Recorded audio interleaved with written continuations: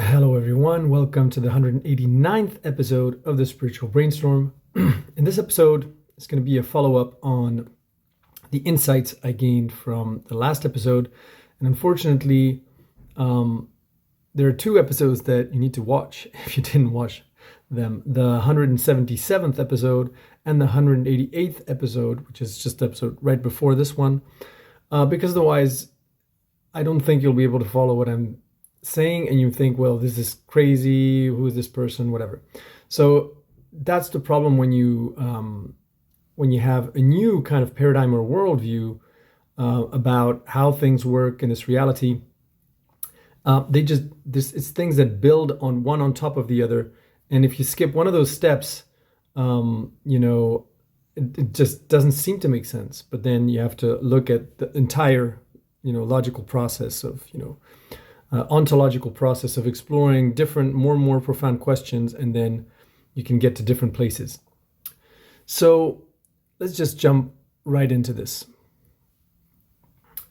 The very first thing that I want to talk about is this fine-tuning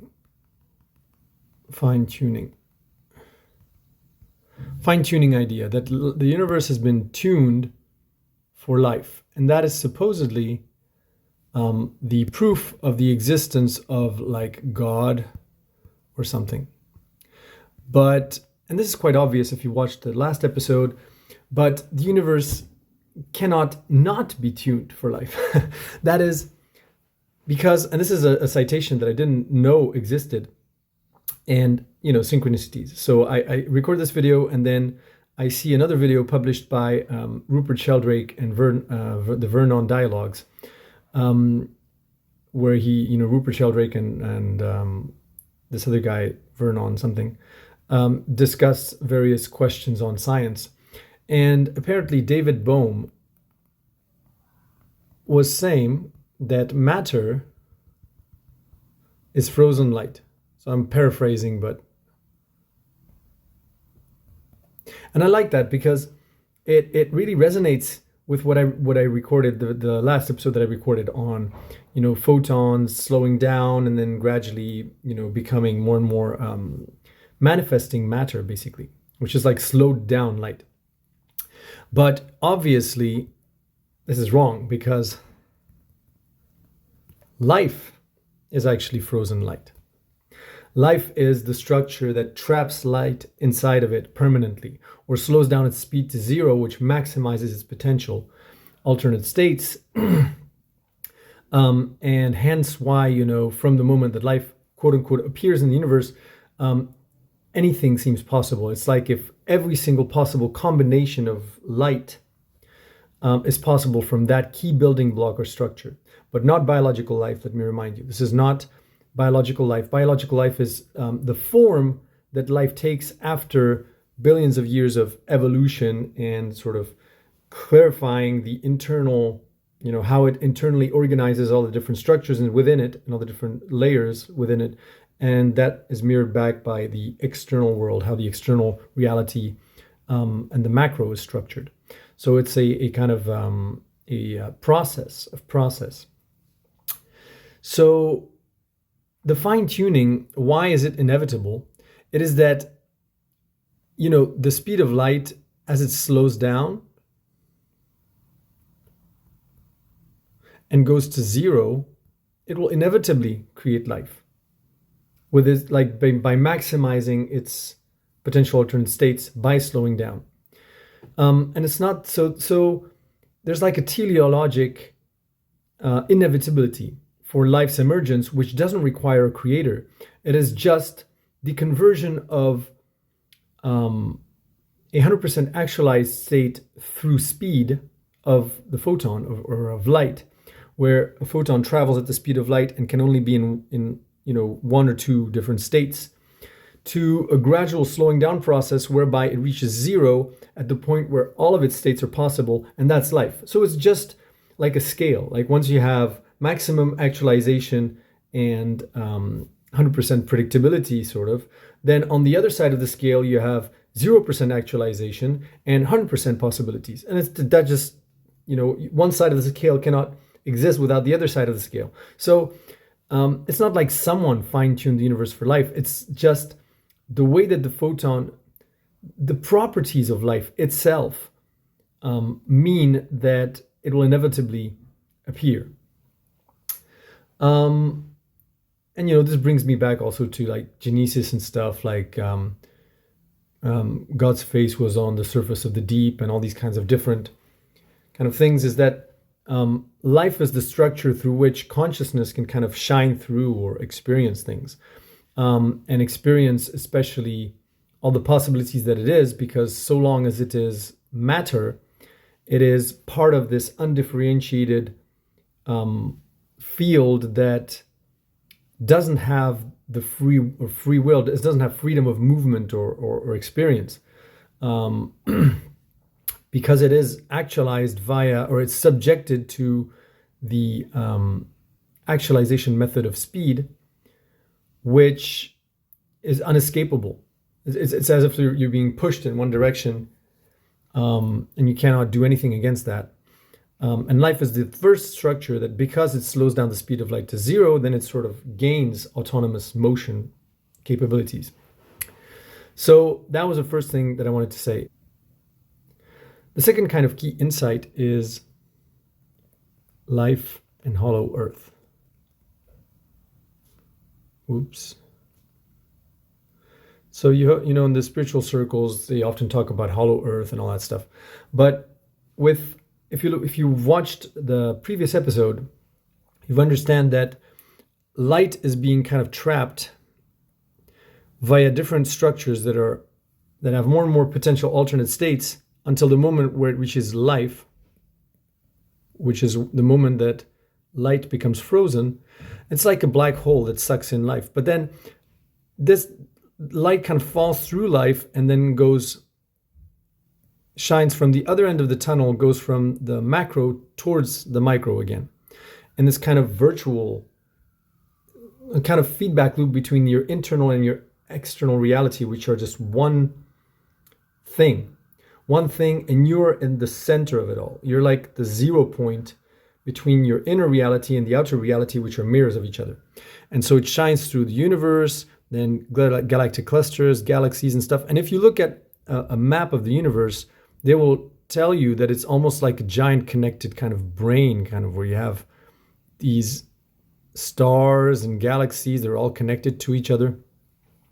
And so just imagine that the light or photons shine through the core of these structures, like the black hole that is inside every single one of these structures, and descends from macro structures like the universe, which is one giant black hole, accelerating towards you as life in the center. So let's say, light slows down as it goes into you, and then accelerates on the other side as it goes out of you, but it accelerates through these macro structures towards you again in your perceived external reality.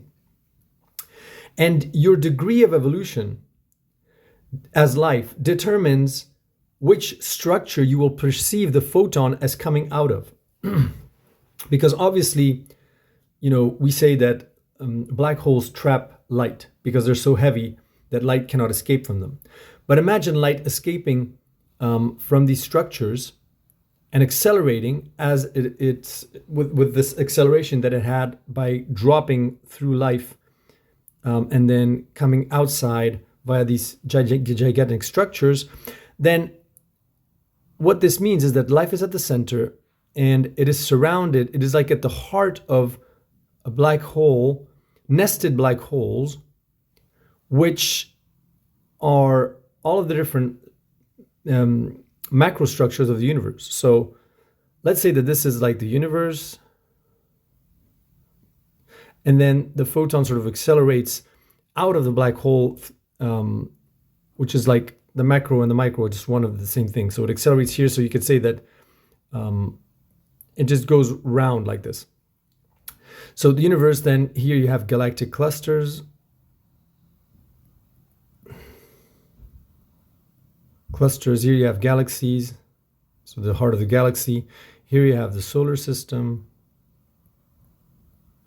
Here you have the planet. And obviously I did a little bit too many different layers here, but Bear in mind, this should be the planet. This should actually be the multiverse. But, you get the gist of it. So planet. Okay, so initially, life would experience the light descending down here through these nested structures as coming from outside the planet inwards. It's as if life was created at the center of a planet, at the very center, because life is the structure that is smack in the middle between micro and macro structures, and they're a mirror of each other because there's 6 of them. And again, you have to come back to the last episode to see that. And then gradually, as life evolves, it evolves out. It almost as like it crawls out of the planetary womb, so to speak, to be on the planetary surface and suddenly experiencing the light or photons as coming out of the sun, where before it experienced it as coming out of the planet, kind of. It's like the planet was shining, it was experiencing something strange, I guess, where light was coming more from the planet than from the sun. And then as it evolves, then it understands, oh no, it's actually this that's shining the photons. Because it evolved sort of past, it's almost like humanity represents the moment where a planet becomes self-aware. And via this mechanism, it sort of now experiences this photon layer as coming from the sun and not from the planet. And then once humanity kind of forms a global collective organism and the planet becomes self-aware or whatever, then we might experience at some point as the photons is coming from the center of the black hole of the galaxy, which in many spiritual circles is called the central sun.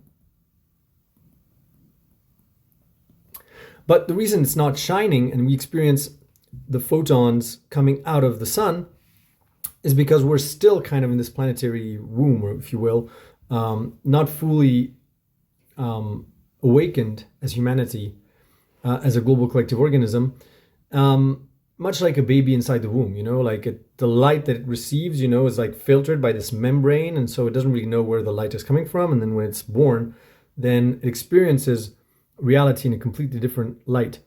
And so in some spiritual circles, they'll say that the central sun will start shining. So it's as if at the moment the central sun is, of course, shining, but it's shining, the light goes through the portal of the sun, then shining on the earth. Like this interconnection of the different galaxies between each other. But eventually, as we awaken, it's almost as if we've pierced this kind of membrane, and so the central sun can shine directly to us. But we experience it shining directly because we've awakened to like a larger part of reality or to ourselves. So that's the hollow earth idea, is that it's not like there is a physical pocket inside the earth where there are people living there. It's not this idea of physicality. It's more a question of dimensions, of how life structures and evolves, and how it experiences this light coming towards it via these different portals, and how it structures all of this. And then that's how you get an experience where you're living, quote unquote, inside a planet or outside a planet. And you experience light coming from the sun or from a kind of membrane of the planet. So that's the first thing I want to talk about. So the second thing is, let's go completely shift gears here and talk about ETs and potential alternate states maximization. So one of the things, if you follow the work, for instance, of Michael Levin, which I really enjoy, his thesis is that life seeks to minimize stress. So basically, he does this experiments where he induces stress into like a living cell or something, and the cell would just react to the stress and seek a point in its environment where that stress is lowered. And then once it's found the kind of let's just display this as attractors, where this is levels of stress and this is like the lowest point of stress. And his idea is that life, if it's here, is going to seek that lowest point of stress as like an attractor. And that gives life kind of its teleology or teleonomy, that is a purpose, or that kind of direction, a goal, or an attractor again, attractor.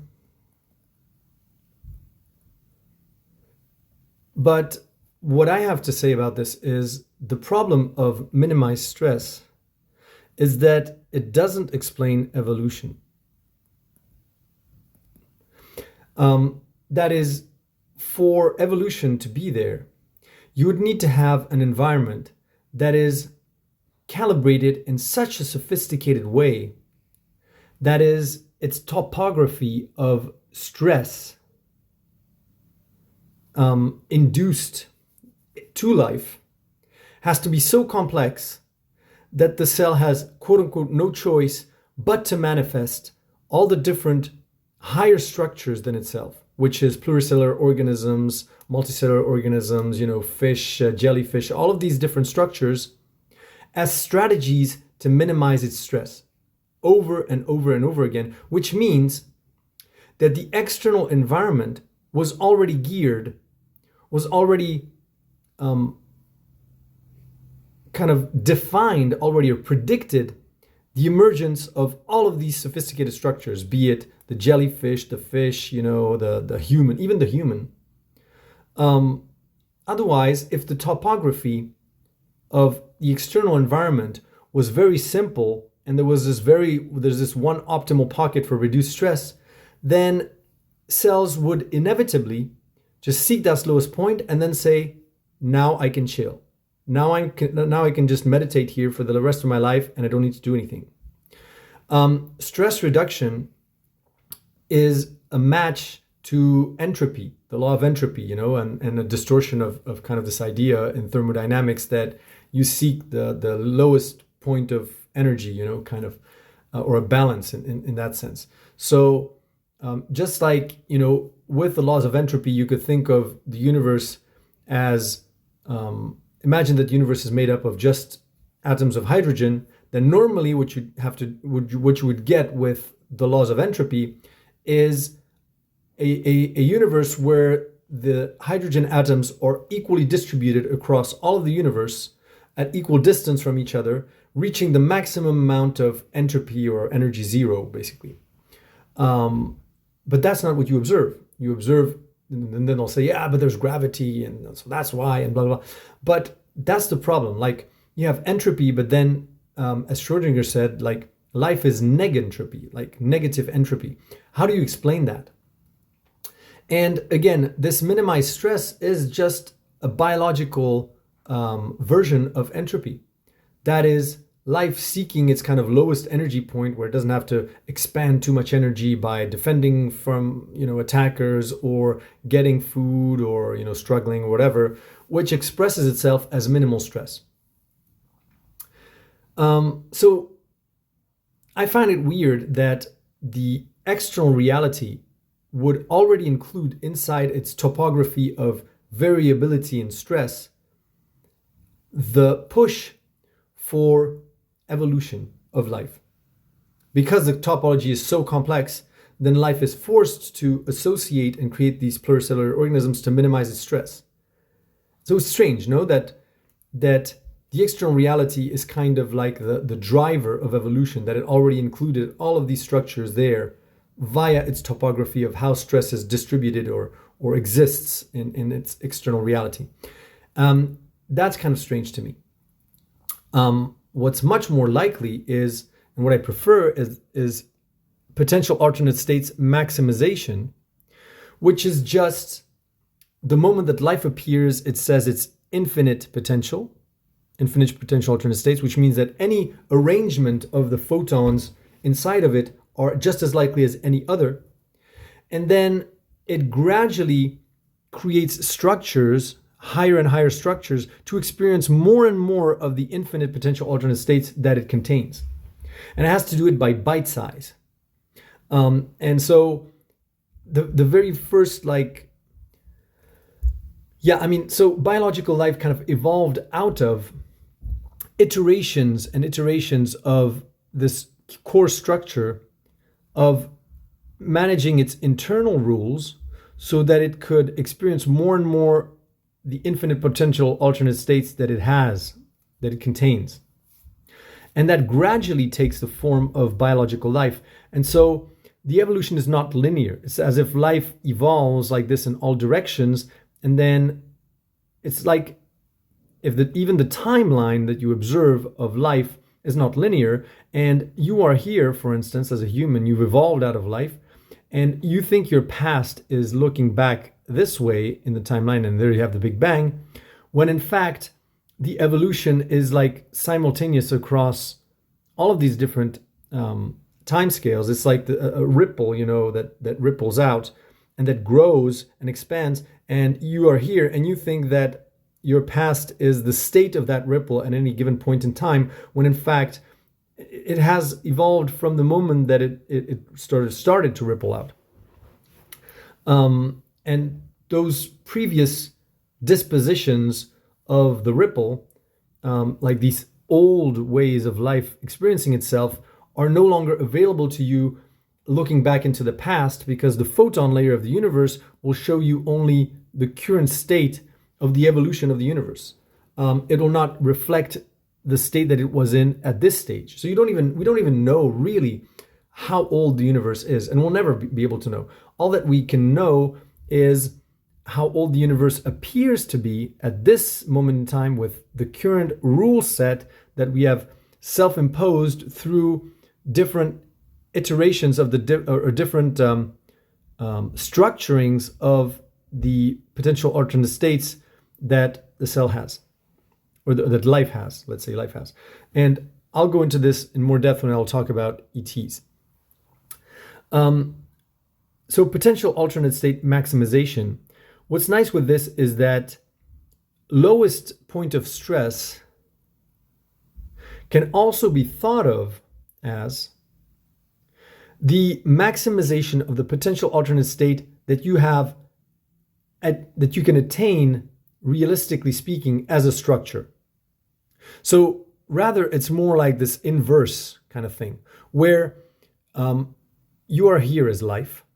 This is the maximum potential alternate state that you can reach at any given point in time, given the how should I say, the current network of other life forms around you, given the network and the way that reality is configured with the network of all of these different instantiations of life, there is a current maximum potential alternate state that they could reach given their state of evolution. And that is what they're attracted to. Which means if you create a controlled environment where you have this very simple, like inside a test tube or something, where there is a clear area of least amount of stress for a cell, sure, it will go there. But that's because given its environment, it has no other choice but to go for a maximizing for potential alternate states via a negative kind of way, which is, if I die here, then my potential alternate states are lower. Whereas if I, quote unquote, reduce stress, then my potential alternate states are higher, inevitably. Like surviving makes sure that your potential alternate states for the future are higher than if you're dead, right? So it's just another way of saying, reduced stress is just another way of saying that you're maximizing for potential alternate states. So it's included inside of it. But that's only the negative thing. Now, if you don't have a controlled environment, then what you seek to do is not minimize stress, but seek the highest potential alternate state within the network of of reality that you're in. Like if consider the entire planet Earth as a network of living life forms that are interconnected with each other. The highest potential alternate state that they can reach is obviously manifesting these higher structures. So you as a human being, for instance, the cells inside your body have access to an infinite number of potential alternate states that are not accessible to unicellular organisms. Like every time you move, every time you dance, every time you do anything, you're expressing potential. You're shifting the internal states of your cells by doing that. Even me moving my hands now, it has to be reflected by a shift in the state of the cells that are composed of my hand. But these movements and the shifts in the states that they experience by me moving my hands are inaccessible to single-celled organisms. Like this, what I'm doing right now, no single cell could shift its internal state in this very specific kind of way. And so that's what life is kind of problem solving for. And that's what explains also evolution. And so you could say that the least amount of stress, therefore, is to express your highest potential at your given stage of evolution, given the kind of possibilities that are offered to you within the state of the network of life as it is at that point of time. So it's just another way of saying these esoteric things like being who you are or expressing who you are is what will make you happy. Being who you are is, to me, is just the realization of your highest potential. And I think that's what makes people, quote unquote, happy. That is the state, the subjective state of happiness or joy or whatever, is when you feel that you express all that you can express, that you are all you can be at any given point in time, which is the kind of highest attractor. Because think about it. Would you say that humans are driven by the sole goal of minimizing pain? That is, you look at your reality and the only thing you think about is, how can I minimize pain, minimize stress on the body? Or when you look in the environment, do you think, how can I best express my highest potential at any given moment? What gives you pleasure? What gives you drive? And so, yeah, I mean, minimizing stress would again picture us as just people that do the minimum amount of effort, the minimum amount of action, the minimum amount of activity, and are all like equidistant from each other and seek this lowest kind of common denominator of I'm not going to fight you, I'm not going to fight you, I'm going to be at peace with all of you and stay all very far away from me and don't harm me and stop. And you do witness, it's kind of like a minimum common denominator thing, but it's not an attractor, which means it's almost like a precondition for reaching the next level. Like minimizing stress is a precondition for the highest attractor to kick in. You know what I mean? So, for instance, we know that humans naturally disperse in a room with chairs and are not like all crammed in one corner and then there's a lot of space, open space in the other corner. Like they naturally sort of occupy a space in a way that is optimal, that leaves gaps between people and stuff. But from that state where at that moment where you reach that point of lowest stress, that's where you're trying to seek the highest expression of who you are at that moment. Like you want to, let's say it's a party, then you're reassured for your survival kind of stuff. You don't think that there's like a fire that's going to be there or no people are oppressing you. At that moment, then you're trying to express the highest way that you can express with your body, dancing and all that stuff. So it's just a precondition. Like it's just this very, very, very basic first step in a negative sense, that is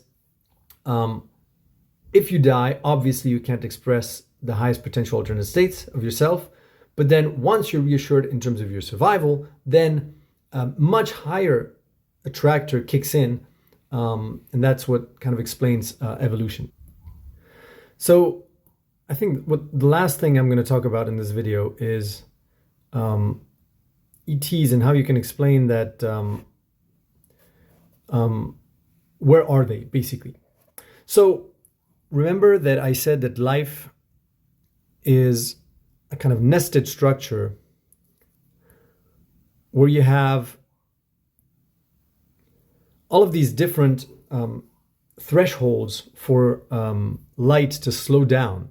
That is, you have the photon here, or light, that penetrates a space where if you put together several photons in a certain manner and they form a quark,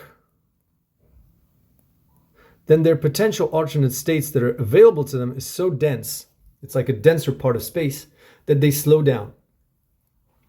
And then they enter the subparticles space and they slow down some more. And then they enter the atom space and they slow down some more. And then they enter the molecule space and they slow down some more. And then they create life, which is frozen. The moment where light speed reaches zero and its maximum potential alternate state is at the maximum. But this is what's key, is that the quark isn't this entire potential alternate states. It's like one artificially delineated form that you've chosen, that you've ripped out of that possible arrangements of photons for creating a stable structure which creates a space where they get trapped in a higher density of potential alternate states. The quarks that we've identified is just one tiny subpart of all the available forms that could exist for quarks, what we call quarks. So this is what we think are quarks, the ones that we observe, but there's all of this space that we haven't even discovered yet. And then there is subparticles is the same thing, atoms is the same thing, molecules is the same thing, and then life, again, biological life is this. So let's say this is our subjective reality that we've created, is photons getting trapped in this structure.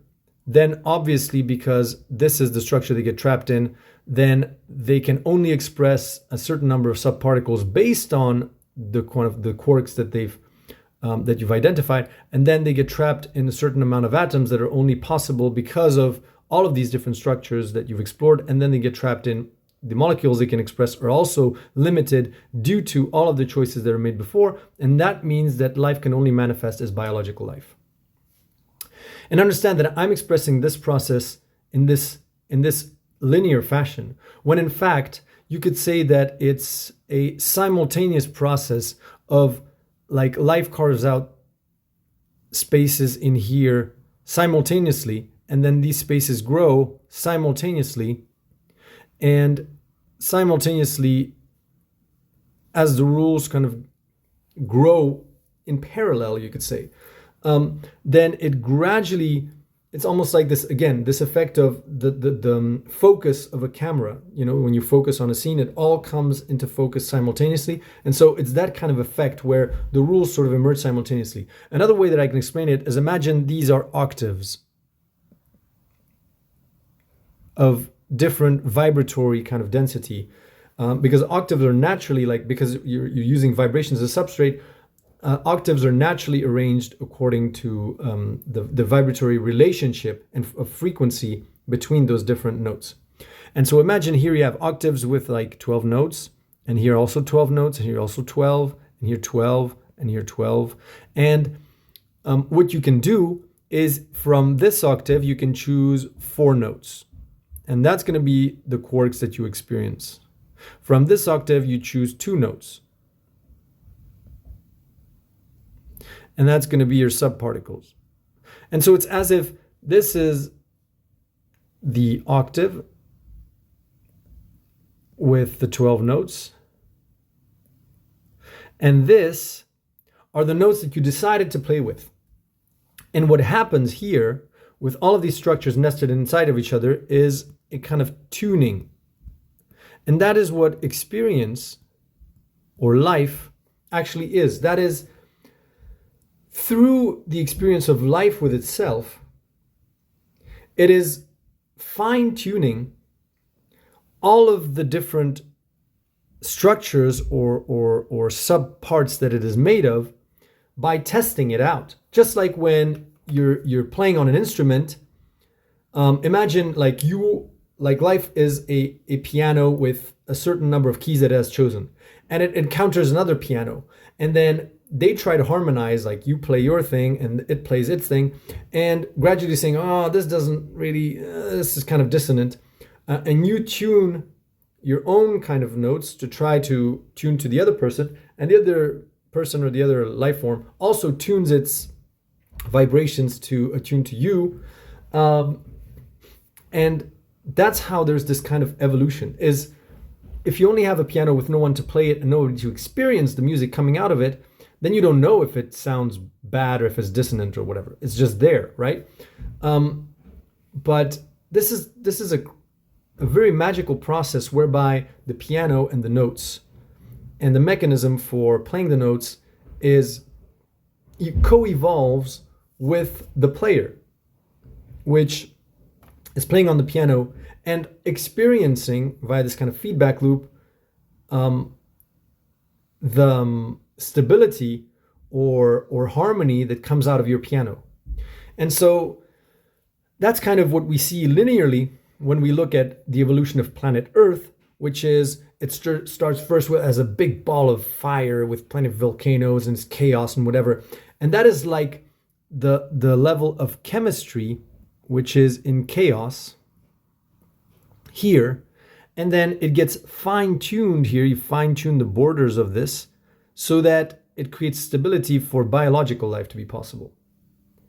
And so the universe's story is a fine-tuning of all of these different structures to express more and more of the potential alternate states that life can manifest. But again, it's not a linear process. It's like a simultaneous process where it all comes into focus simultaneously. Now, what's interesting here is imagine now that life made different decisions. It decided to do this and this and this and this and then this. And remember, these are not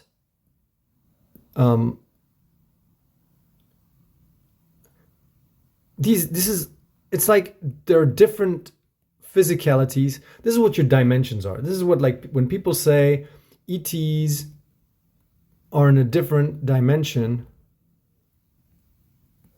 this is what it means. It means that, like I said, what is space? Space is just the visual representation through, this through this strategy of space, a visual representation of the most likely or less likely potential alternate states that you have at your disposal. So, things that are closer to me, that I perceive as closer to me, represent alternate states that I can reach very easily, that are very, very likely for this body. So, for instance, me interacting with this tablet because it's really close to me, interacting with this tablet inevitably changed my my state of being. It, like, anytime I interact with anything within my direct environment, it reverberates into, it amounts to different shifts in my internal state of being. And things that are farther away from me, if I were to change my state of being to interact with something that is farther away from me, I have to do extra number of steps. It takes longer to get there. So it's just things that are far away from you are just a visual representation of things that are less like internal states for your body that are less likely, statistically speaking or whatever, than things that are closest to you. So it means that ETs, some ETs, could be occupying the very same space you are in terms of locality, which means they could be right here in this room with you. But if they are in a reality where this is their choice of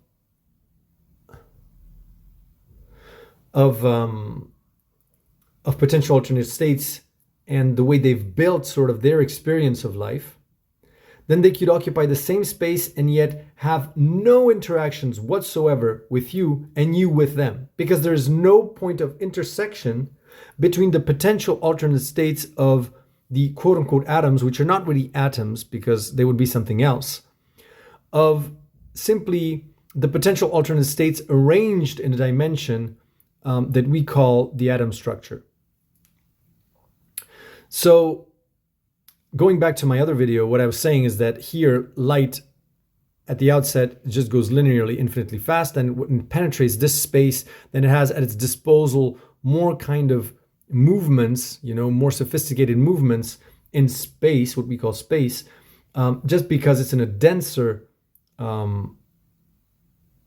potential alternate state space, which means it can take different it can display different behaviors, you could say, in terms of its motion. And then when it enters the subparticle space, then its motions become even more, there's even more motion that it can display, more sophisticated motion. And again, penetrating here even more, until life, where it's like infinite potential motion that it can have. But from that infinite potential motion, because it has already structured itself through all of these different layers, like the quark subparticle, which I'm just using here for convention, but it's just denser and denser and denser and more sophisticated spaces of likely future potential state for that photon in terms of its movement, which then takes the appearance of our reality. So, like you can envisage your body as being trapped light, that is just because life freezes light, then light is trapped, and it can reactivate the motion of light from that infinite potential to look like a stable external reality that is motionless. So my desk, for instance, isn't disappearing and reappearing every single second. It looks like it's still, it's always there, it's always like stable from my point of view as a human. Now obviously if you observe it at the microscopic level, it's all in quantum flux, but that's besides the point. It's like looking at this layer when your experience is in this layer right here. It doesn't make sense. So yeah, I mean, you're basically freezing light and then reactivating its motion based on the different things that you've carved out from these different, the rules that you've sort of decided upon from these potential alternate states, which then puts light into motion. And that takes the appearance of the rules of physics or the rules of chemistry or whatever. So then light starts to move in a way that looks like a chemical reaction, or that looks like, a volcano that is spitting out lava. And so you reintroduce motion, but motion with very sophisticated rules. Like it's not linear motion. It's not like everything in this reality interacts with everything else as just billiard balls bouncing off of each other. There are much more subtle, interactions going on. But those motions that are possible for light are dependent on the way you've carved out or decided upon the potential alternate states that you limit yourself in. And so, like the real space that exists, it's like almost as if these ETs were living in this dark energy, dark matter kind of space that is forever going to be invisible to us, because there's no point of intersection between the potential alternate states that light can have in their way of structuring reality and ours. But then what's interesting is what happens if there is a very slight overlap here, where, for instance, maybe at the quark layer there's an overlap, maybe at the subparticle layer there's an overlap, but maybe at the atom there is no overlap anymore. Who knows? How would that, what would happen then, right? What would happen then? And so that's the whole idea, where certain things do impact you, do have an influence on you as a human, but at an unconscious or invisible level, like you'd have subtle energies or subtle beings or whatever. And you can think of all of these as maybe intersecting in one of these layers, one of these dimensions, but not all of them, which is why they're not directly visible, quote unquote, via like looking material, so to speak, from your point of view, but nevertheless have an impact on your reality, because there is an intersection between those potential alternate states, or the way that these things are structured. And so the ETs that we could encounter are the ETs where all of these layers basically overlap and their rules of physics are compatible with ours. And the thing is here, the rules of physics, or the rules of nature, are evolutionary. It means that they can evolve, which means that even though we have structured it like this, maybe we'll be able to evolve or find a new quark, which will expand our potential alternate states possibilities for the quark, that reverberates into every single structure, which eventually might intersect with other life forms. And then at that point, when this happens at this stage, when these two other things intersect, that's when you get contact.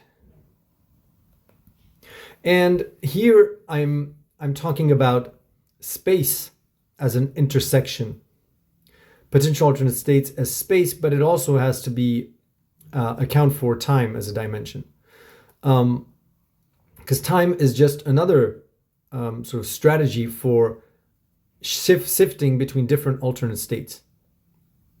So you can think of the Earth as there's just so many things overlapping. You maybe have life that is still inside the Earth, living inside the Earth, that what we call hollow Earth, that decided to stay there and evolve in that sort of direction. You may have, other humanities or other beings that have decided to leave the planet and are experiencing the central sun. You may have life that is actually here, right here with us, in a kind of similar physical dimension, but which is completely not intersecting with our own, and then they have a completely other experience. And it's just by convention that you would say, like, what is planet Earth? Is it the sum total of all of these things, or do you want to limit it to what we experience or not? And it's really, really complicated, because where do you draw the boundaries between what is part of Earth, or what you consider Earth, and what is not Earth? And maybe the easiest way to do this is simply say Earth is the sum of interconnected networks that impact us as humans. Because what do you care if there's a parallel version of Earth that is structured completely differently, where life has a completely different structure, a completely different experience, and has zero impact on your experience in this reality? Well, you don't give a crap. I mean, it may be just pure sheer curiosity, but it has no bearing on your life. It has no influence. And besides, probably you wouldn't even be able to get any information from those parallel versions of Earth, because they're beyond what you can imagine. And so all the people that read Dolores Cannons and books of like these weird ET races that have weird experiences, if you can harness that information, if you have access to that information, if you can put it down into human words and imagine it and envision it in your mind, it is because the way the light is arranged, the photons, the way that they're arranged, is compatible with your way of picturing reality and what makes sense to you, right? And then you can explain and make sense of. Which means that somehow they're still connected to this network of this kind of experiences, and they influence us and we influence them. They're part of that kind of network of potential alternate states. And so there's many ways of thinking about this, and how the evolution there's this evolutionary drive throughout the universe. It is that potential alternate state maximization isn't that easy to to view, because it requires a kind of super macro lens to observe it. So coming back to Michael Levin, if you have this petri dish where you create artificial stress for the cells, and they don't have the only states that are available to them within that petri dish are just seeking the lowest stress, and they have no potential for evolving or creating higher structures, then that's what you'll observe.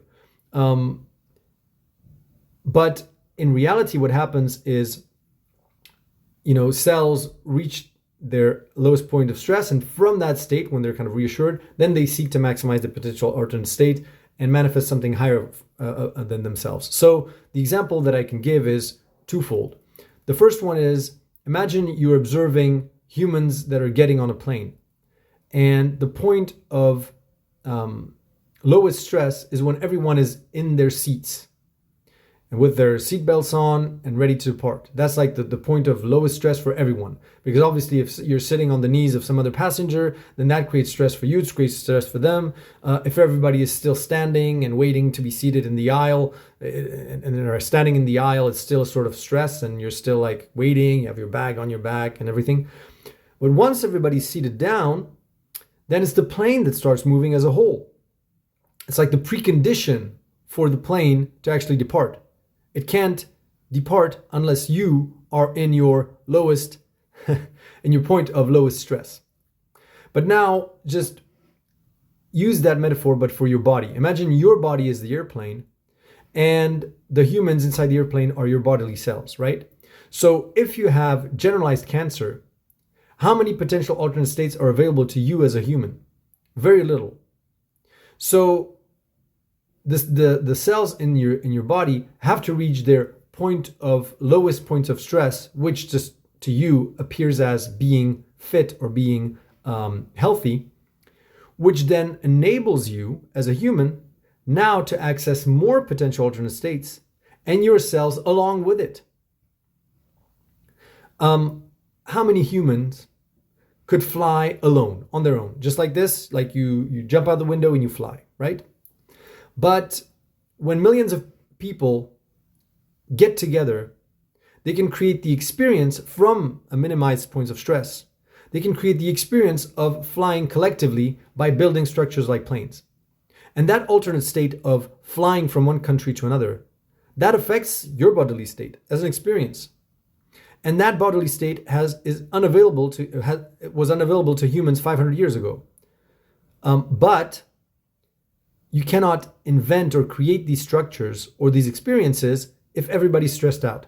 Like, you don't design a plane when you're super stressed and you're like, oh God, I'm fearing for my life. Somebody's gonna stab me in the back, but let me, let me build a plane and think about building planes. Which is maybe why the Boeings have so many problems. Maybe the workers there are a bit too stressed. Too much pressure from their hierarchy to be productive and competitive and generate cash flow. Yeah, anyways, all jokings aside, you understand where I'm getting to. And so it's just another way of looking at things, where these ETs lie, why are they not in contact with us, how reality is structured, and our experience, how does it fit into the grander scheme of the universe's evolution. And so you understand, obviously, that because of this interconnectedness between all things, everything affects everything else, which means if these are all like interconnected instruments forming a giant orchestra, if one of the instruments is out of tune, it's going to impact all of the other instruments which are going to be listening to, like, oh, this is terrible. And so the reason why in the higher dimensions and spiritual sort of podcasts and all that stuff, in the spiritual circles, they're saying that there's a lot of attention now turned towards Earth, is because we are at a kind of a breaking point between reaching higher degrees of harmony or descending into dissonance and chaos. And you can feel it. Like, you have these Iran attacking Israel, and everybody feels that we're at the brink of World War III, and the whole financial system would collapse and all that stuff. And so it's that point of choosing to create more harmony out of all of the notes that we've added on our piano, all the way we structured reality, all the rules and things and experiences that are possible from the notes that we chose, which are very, very sophisticated and complex, because if you look at our reality, it's a very sophisticated play of light, very complex tapestry of different experiences of light, compared to, say, imagine that another ET race would have the power to mold matter with its thoughts. It would just mold matter in simpler forms, because its imagination wouldn't have been molded or stimulated via all the limitations that we have placed on ourselves with the way that we, carved out these different areas within these different structures, like the quarks, kind of bubble and the subparticle bubble. We've created very stringent rules for ourselves. It's almost like playing a piano with a very exotic kind of harmony and keys, which is very interesting from one point of view, because then what can be experienced from that is like so diverse and so magical, but it also has the highest potential for dissonance and problems. And so that's why there's like the universe or other ET races, and there's so much attention on Earth right now, is because if we get our shit together, it's almost like a new instrument is invented for the orchestra, and it's ready to be played, and it's really amazing. It's like the saxophone arrives, and then suddenly it opens up so many possibilities for new expressions in the orchestra. And that's what happens anytime a new instrument is kind of added to the orchestra. It adds to the number of symphonies that can be composed, the number of textures and sonic experiences that you can have, and that's how like the first orchestras didn't have a lot of wind instruments. They didn't have a lot of brass, for instance, and all of these evolved. But obviously you cannot integrate a woodwind instrument if it isn't tuned to the violin and the other instruments, and if some of the notes are off tune and off pitch, so you have to really perfect them, and then once they're ready, they can integrate the orchestra. And so that's exactly what we're experiencing now, is like fine-tuning these rules of reality, of what is reality, of all of the rules of physics and chemistry and biology, and perfecting them, fine-tuning them, so that it creates this kind of let's say stable instrument that can integrate the larger cosmic sort of symphony. And we are kind of like in this kind of bubble, bubble reality, just like a baby inside the womb, where you can't really yet affect reality too much, and saying, okay, if we would descend into chaos, then it's like a baby kind of dying in its mother's womb and then being aborted, like a stillborn baby. And if we get our shit together, then obviously then that adds to the complexity of the universe. I mean, the experience will never is always going to be useful. You know what I mean? So it's not like it's gonna die or it's going to stop with us. Like if you have an artisan that has been working, perfecting a certain instrument, but then the instrument is just not ready or is not harmoniously tuned or whatever. That work, that experience has not gone to waste. It's just that it can't integrate the orchestra in that form, and it'll have to, undergo another evolution somewhere else by somebody else that's going to tune it differently. So that's not an issue in itself. It's just because we are embodied in this reality, we will experience either the timeline where we are attuned or fine-tuned instrument that is ready to be played, or not. And obviously, because we have skin in the game, we're going to experience those events, and we are embodied in physicality and feel pain, feel pleasure, and whatever. Then we have skin in the game. We want it to go in one direction or another. It's like the cells inside a baby. They have skin in the game. They would rather be part of a living, kicking, healthy, living baby than a stillborn baby. Like, the experience is just completely different. At the universal scale, it's all right. It doesn't matter. But it's important to stay grounded as a human in your humanity, in your humanness, in your physicality, and not say, oh, I don't care. I'm an eternal soul. So if I die, I die. If I live, I live. As long as you're on stage playing your part, and you're going to go through either immense suffering before you die, or immense pleasure and bliss before you die, why not choose the latter? Why not choose bliss and happiness and joy? So that's the thing. Like, just espouse this idea of potential alternate states. Now, the next episode, I'll discuss like practical implications for this maximization of potential alternate states, exploring the concept of mass, MAS, and exploring other questions that you'll hopefully find interesting. So don't forget to like, share, subscribe, and talk to you in the next episode. Bye, guys.